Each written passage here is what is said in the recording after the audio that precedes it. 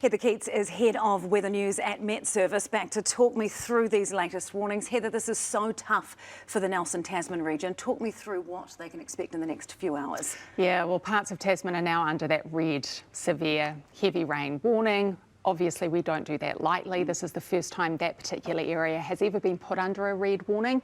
It's only the second red warning for the year, only the 17th red warning since we started the warnings in 2019. So that shows just how serious this weather event has been and unfolding.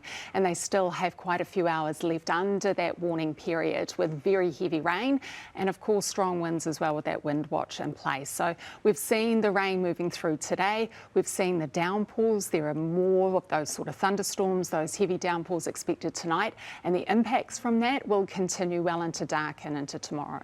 Now, this is the third event in as many weeks. Why is this region being hammered like this? It's just the way it's exposed at the moment to this weather cycle that we're in. We're getting these low pressure systems, these troughs of low pressure, and then we get these active fronts coming in off the Tasman Sea and moving over the west. And then when it's tied into like a north or northeast wind, that exposes that whole northwest of the South Island to those storms coming in.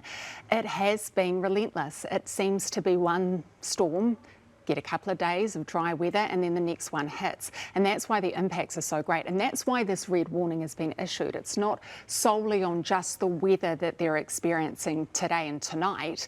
It's about the cumulative effects of all of that weather over the last 3 and 4 weeks. So when we see this rain come through and already saturated and sodden areas and already in recovery mode, it doesn't take much to see the impacts repeated. And so that's just what they're experiencing. And so important to take that red warning seriously. Now, Auckland and Northland are also in the firing line. So what should they be expecting this evening? Yeah, so there is, of course, that orange heavy rain warning in place for them for the next few hours. Strong wind watch also. And we are seeing those downpours move through. So you have the background rain and you have the background wind. And those are covered by our warnings and watches. But when those thunderstorms move through, then you get the exacerbated impacts and effects from the heavy rain, the downpours, and also the strong wind gusts that come with them. So there is going to be still quite a few hours left as these fronts move across, and as they leave Auckland and Northland, move over the Coromandel Peninsula, then it's Bay of Plenty's turn,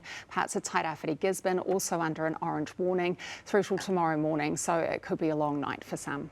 Indeed. It feels like there has been so much going on lately. I know you've been very busy, Heather. So what's on the horizon? Is there any relief in sight?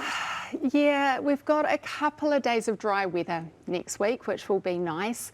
But it is looking like we can expect still these sorts of showery systems moving through on the west, which is actually the rest of the weekend what the west coast will be experiencing as well once these fronts move through. So we'll get these days of dry weather, but it won't take much for the northwest of the South Island to see impact. So even if we don't have the significant storms coming through for a couple of weeks, any sort of rain on that environment will have issues. So we'll be watching closely as to how those sorts of climate drivers influence those low pressure systems brewing out over the Tasman, and as to how many we're going to get over the rest of winter is anyone's guess at this stage, but I don't think we're quite out of the woods just yet. Yeah, just desperately needs a chance to dry out. Okay, we'll leave it there. Heather Keats, Head of Weather News at Met Service, thanks so much for coming in, Tēnā koe. Thanks, Anne.